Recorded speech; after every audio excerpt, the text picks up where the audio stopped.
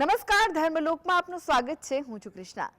દર્શક મિત્રો, દરેક વિઘ્નોને દૂર કરનાર અને કષ્ટોમાંથી મુક્તિ અપાવનાર ભગવાન શ્રી ગણેશ રિદ્ધિ સિદ્ધિ આપનારા છે। તેમની પૂજામાં જાસૂદનું પુષ્પ અર્પણ કરીએ છીએ કે તેમના પર દૂધનો અભિષેક કરીએ છીએ, તેમને ધરો અર્પણ કરીએ કે સાચી શ્રદ્ધા અર્પણ કરીએ, ભગવાન શ્રી ગણેશ ભક્તો પર હંમેશા આશીર્વાદ વરસાવતા રહે છે। અને આમ સુખી થવાના આશીર્વાદ જ્યાં મળે છે તે ધામોના દર્શન કરીશું ધર્મલોકમાં।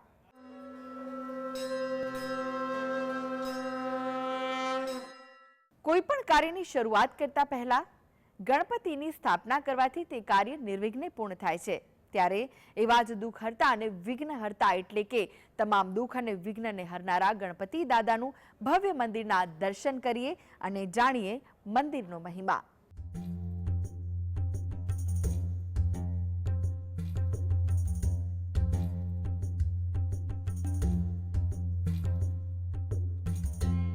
સમગ્ર દેશમાં વિવિધ ગણેશ મંડળો દ્વારા ગણેશજીની સ્થાપના કરી 10 દિવસ સુધી પૂજા અર્ચના કરવામાં આવી રહી છે।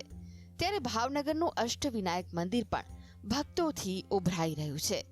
કહેવાય છે કે વિઘ્નહર્તા દેવ ગણેશજીના સમગ્ર દેશમાં મુખ્ય 8 મંદિરો આવેલા છે।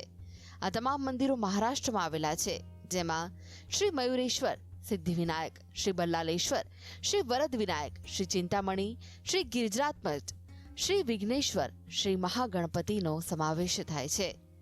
એવું કહેવાય છે કે અષ્ટવિનાયકના દર્શન કરવાથી તમામ મનોકામનાઓ પૂર્ણ થાય છે, પરંતુ મહારાષ્ટ્રમાં જઈ અને તમામ ગણેશ મંદિરના દર્શન કરવા બધા માટે શક્ય નથી હોતું। તેના કારણે જ ભાવનગર શહેરના કાળિયાબીડ વિસ્તારમાં સમગ્ર ભારતમાં સૌપ્રથમ એવું અષ્ટવિનાયક ગણેશ મંદિર બાંધવામાં આવ્યું। અહીંયા ગણેશજીના 8 સ્વરૂપોના એક સાથે દર્શન કરી શકાય છે।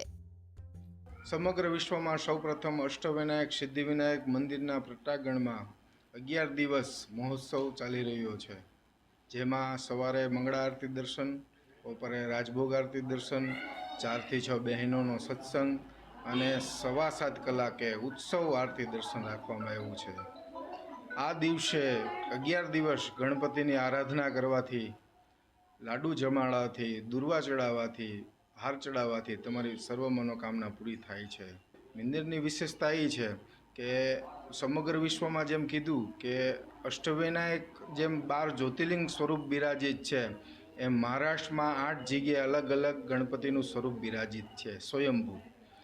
અને બોમ્બેમાં સિદ્ધિવિનાયક છે। એક જ મંદિર એવું છે કે સિદ્ધિવિનાયક સાથે અષ્ટવિનાયક બિરાજિત છે, કે આ બેયની માનતા તમારે પૂરી થાય છે, સિદ્ધિવિનાયકની અને અષ્ટવિનાયકની બેયની સાથે। અને આ મંદિરની જે શરૂઆત થઈ એ વખતની વાત છે। એ જ વખતે મારે પણ મકાન કાળિયાબીડમાં લીધેલું, એની પણ પ્રિન્ટ બનાવેલી, અને એ અષાઢી બીજના દિવસે 2009માં એ જ દિવસે આ મંદિરનું ખાતમુહૂર્ત થયું, અષાઢી 2009થી। અને ત્યાર પછી 2010માં અહીંયા ગણપતિ બાપાની મૂર્તિનું સ્થાપન થયું। ત્યારથી અહીંયા અમે દર વખતે દરરોજ આવીએ છીએ। અહીંયા મૂષકના કાનની અંદર, જમણા કાનમાં તમે ધારેલી વાત અથવા માનેલી વાત તમે ત્યાં રજૂ કરો તો એ ગણપતિ સુધી છેક પહોંચી જાય છે। અને તમે જોયો કે કોઈ પણ ભાઈ માનતા લીધી હોય, એ માનતા લીધા પછી અહીંયા સ્ત્રીઓ અથવા પુરુષો બધા જ ઊંધો સાથીઓ કરે છે। જ્યારે એની માનતા પરિપૂર્ણ થઈ જાય ત્યારે તે ચિત્તો સાથીઓ કરી અને પોતાની માનતા પરિપૂર્ણ કરે છે। આમ અહીં ગણપતિ બાપાની અસીમ કૃપા છે કે દરેકની મનોવાંછિત ઈચ્છા પરિપૂર્ણ થાય છે। આજથી થોડા વર્ષો પહેલા કાળિયાબીડ વિસ્તારમાં શાસ્ત્રીજી જગદીશચંદ્ર મહારાજ દ્વારા ભાવનગર શહેરમાં મંદિર બનાવવાનો સંકલ્પ કર્યો હતો। લોકો અષ્ટવિનાયકના દર્શન કરી શકે તે માટે ભાવનગરના આંગણે જ અષ્ટવિનાયક દર્શન થાય તેના માટે મંદિરનું નિર્માણ કરવાનો સંકલ્પ કર્યો, અને સંકલ્પના 8 વર્ષ બાદ આ મંદિરનું નિર્માણ કરવામાં આવ્યું। આ મંદિર એક એવું મંદિર છે જ્યાં એક સાથે અષ્ટવિનાયક અને સિદ્ધિવિનાયકના પણ દર્શન થઈ જાય। ભાવનગર આવેલા આ મંદિરમાં શ્રદ્ધાળુ પોતાની મનોકામના લઈને આવતા હોય છે। મંદિરમાં ઊંધા સ્વસ્તિકનું નિશાનનું અતિ મહત્વ રહેલું છે। મંદિરમાં લોકો ઊંધો સાથિયો એટલે કે ઊંધું સ્વસ્તિકનું નિશાન બનાવવાની માનતા રાખતા હોય છે. જ્યારે તમે કોઈ પણ માનતા લઈ આ અષ્ટવિનાયક સિદ્ધિવિનાયક મંદિરે જાઓ ત્યારે મનમાં ઘઉંના દાણાનો ઊંધો સાથિયો બનાવવાનો હોય છે, જેમાં લોકો મંગળવારના દિવસે સ્વસ્તિકનું ઊંધું નિશાન બનાવવાની માનતા રાખતા હોય છે, જેમાં 5, 11 કે 21 મંગળવાર સુધી ઊંધું સ્વસ્તિકનું નિશાન બનાવવાની માનતા રખાય છે અને મનોકામના પૂર્ણ થયા બાદ સીધું સ્વસ્તિકનું નિશાન બનાવી માનતા પૂર્ણ કરવામાં આવે છે. અનેક લોકો ઊંધા સ્વસ્તિકના નિશાનની માનતા રાખે છે અને તેમની મનોકામના પૂર્ણ થતાં અહીં આવીને સીધું સ્વસ્તિક બનાવે છે. હું સિદ્ધિવિનાયક મંદિરને દર્શને આવું છું, શ્રદ્ધાળુ છું અને અહીંનું તો બાપાની તો બહુ જ દયા છે અને અહીંના કામ જે સિદ્ધ થાય છે. જે પણ વ્યક્તિ અહીંયા એ રીતના છે કે ઊંધો સાથિયો કરો એટલે તમારે માનતા માની લેવાની અને તમે એ માનતા પૂરી થાય એટલે ચિત્તો સાથિયો આવીને કરી જવાનું અને એ કામ થાય ને થાય જ. અમને આનીથી અમને દયા છે બાપુની, એટલે દાદાની બહુ દયા છે. દર્શને આવો તો કેવું લાગે છે? વાત જ નહીં કરવાની. અહીંયા આવીને મનને અને બધી રીતના બહુ શાંતિ મળે છે. અને શ્રદ્ધાળુ તમે ચોથ, અંગારા ચોથ છે, મહિનામાં જે ચોથ આવે ત્યારે તમે અહીં આટલી ભીડે જોવા મળશે અને બાપાની તો તમને કીધું એટલું ઓછું પડે છે. હું છેલ્લા 12 વર્ષથી ગણપતિની સેવા કરું છું ફ્રી ઓફમાં અને દાદાએ મને અનેક પરચા આપ્યા છે. હાલમાં મારી ઉંમર 81 વર્ષની છે, પણ છતાં દાદાએ મારા પગ ઉપરથી આખી અમારી ગાડી ફરી વળી હતી, છતાં મને કંઈ થયું નહીં. નહીં તો ગાડી ફરે એટલે ભૂકો થઈ જાય, પણ એના બદલે મને કંઈ થયું નથી. અને દાદાની મારા પર બહુ કૃપા જ છે અને દાદાએ મને સામેથી બોલાવ્યો. શાસ્ત્રીજીના વખતમાં હું આવ્યો, યજ્ઞ હતો અને એ વખતે મેં શાસ્ત્રીજીએ મને કીધું, પછી હું સકરાદય બોલ્યો, બધા સ્તોત્ર બોલ્યો, તો મને એમણે કહેલું કે તમે મંગળવાર અને શનિવાર આવું. એના બદલે પછી હું રોજ આવવા માંડ્યો.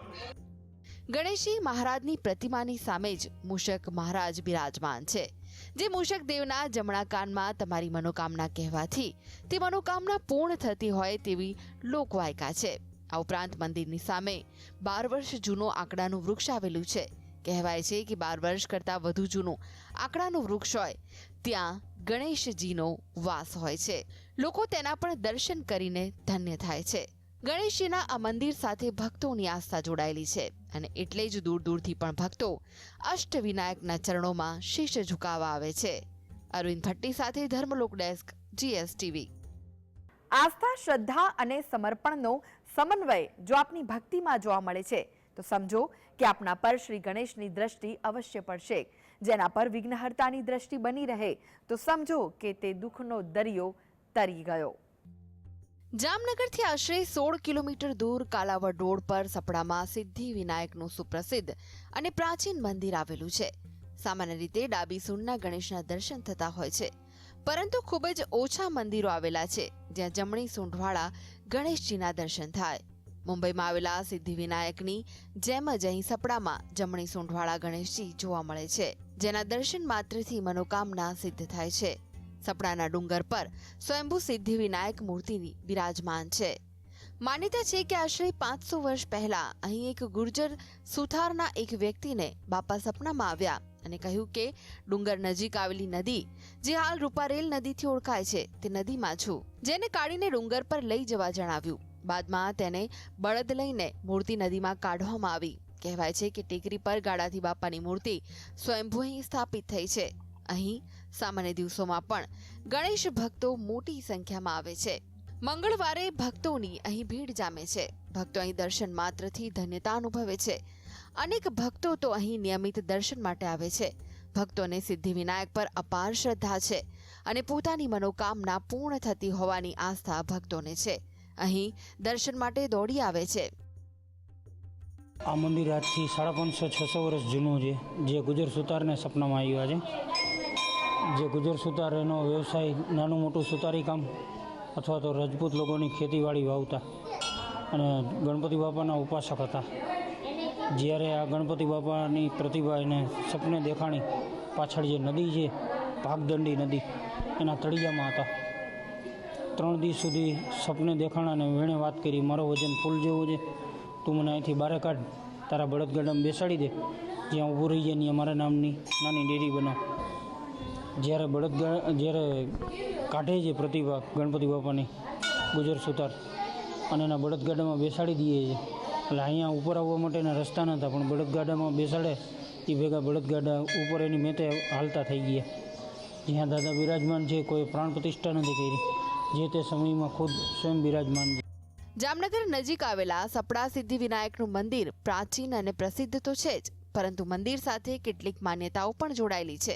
એવું કહેવાય છે કે આ ગણેશજી ખેડૂતોના ખેતરમાં પાકમાં ઉંદરથી રક્ષણ કરે છે. ખેડૂતો અહીં માનતા માટે ખાસ આવતા હોય છે.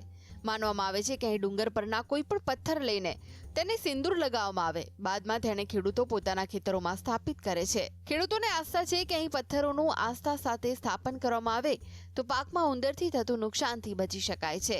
અહીં આસ્થા સાથે પથ્થરની માનતા કરે છે અને સારો પાક થયા બાદ માનતા પૂર્ણ થતા તે માનતાના પથ્થરને ફરી મંદિરમાં મૂકે છે. અમારી મનોકામના ખૂબ જ પૂરી થાય છે, એટલે અમે ત્યાંથી વારંવાર આવીએ છીએ. ખાસ તો ચોથના દિવસે સંકટ ચોથ હોય ત્યારે, અને બધી જાતનું આપણે કોઈ બી કાર્ય કરવું હોય કે કોઈ બી સંકટ આવ્યું હોય કે કોઈ બી ખાસ કાર્ય કરવું હોય તો અમે પહેલે ગણપતિ દાદાને યાદ કરીએ છીએ અને યાદ કરી અને તે કાર્યની શરૂઆત કરીએ છીએ. તેથી અમે અહીંયા દર્શન કરવા આવીએ છીએ અને અમારી મનોકામના બધી જ પૂરી થાય છે. ઘણા બધા ગણપતિના મંદિરો એમ તો વિશ્વમાં ઘણા બધા છે, ભારતમાં પણ ઘણી બધી જગ્યાએ છે, છતાં પણ અહીંયાનું જે એક એના વિશે બહુ સાંભળ્યું હતું અને હું તો લગભગ અહીંયા 4થી 5મી વાર આવી છે, પણ એવું નથી થતું છતાં બી કે હા હવે પૂરું, વારંવાર દર્શન કરવાની ઈચ્છા થાય એવું છે. આનો પ્લસ પોઈન્ટ એ છે કે સરસ એક ડુંગરની ઉપર ગણપતિ બિરાજમાન છે. અહીં સિદ્ધિવિનાયકનું મંદિર અને એમ છતાં પણ 40 ફૂટની ઊંચી એક ડુંગર પર મૂર્તિ પણ છે, એ પણ જોવામાં ખૂબ જ રમણીય છે. અને અહીંયાનું આજુબાજુનું વાતાવરણ, અહીંયાથી આખો જામનગર જિલ્લો પણ દેખાય છે અને પ્લસ અત્યારે ચોમાસું છે તો એના લીધે હરિયાળી પણ એટલી બધી સારી એવી હરિયાળી બી છે. તો અહીંયા બેસીને ખૂબ એક શાંતિ, પ્રકૃતિનો આનંદ માણી શકાય છે. પ્રકૃતિના ખોળામાં બેસીને આપણે ગણપતિ બાબાના દર્શન કરી શકીએ છીએ. સાથે જ ગણેશજીને 5 લાડુ અને યથાશક્તિ ધાનનું દાન કરે છે અને માનતા પૂર્ણ કરતા હોય છે. મંદિરમાં અનેક શ્રદ્ધાળુઓ નારિયેળ, સાકર, સોપારી જેવી પ્રસાદી પણ ધરાવે છે. તો અહીંયા વર્ષોથી ખેડૂતો પથ્થરની માનતા કરે છે, જેના કારણે અહીં અંદાજે 1.5 લાખથી વધુ પથ્થરો જમા થયા હતા. જે પથ્થરનો ઉપયોગ વિશાળ ગણેશજીની પ્રતિમા તૈયાર કરવામાં આવ્યો છે. 33 ફૂટ ઊંચી અને 20 ફૂટ પહોળી ગણેશની પ્રતિમા તૈયાર કરવામાં આવી છે, જેને તૈયાર કરવામાં આશરે 3 વર્ષનો સમય લાગ્યો. તો ખેડૂતોની જ માત્ર ગણેશજી માનતા પૂર્ણ કરે છે તેવું નથી. ગણપતિ બાપાની સાથે તેમના મૂસક પણ ભક્તોની વાત સાંભળે છે, તેમની મનોકામના પૂર્ણ કરે છે. સપડાના ગણેશજીના દર્શન માત્રથી ભક્તોની મનોકામના પૂર્ણ થાય છે. ગણેશજી સૌનું કલ્યાણ કરે છે. Dharmalok desk, GSTV. તો દર્શક મિત્રો, આ સાથે જ આગળ જોઈશું વિશેષ રજૂઆત સુખની શોધમાં. તે પહેલા લઈએ વિરામ.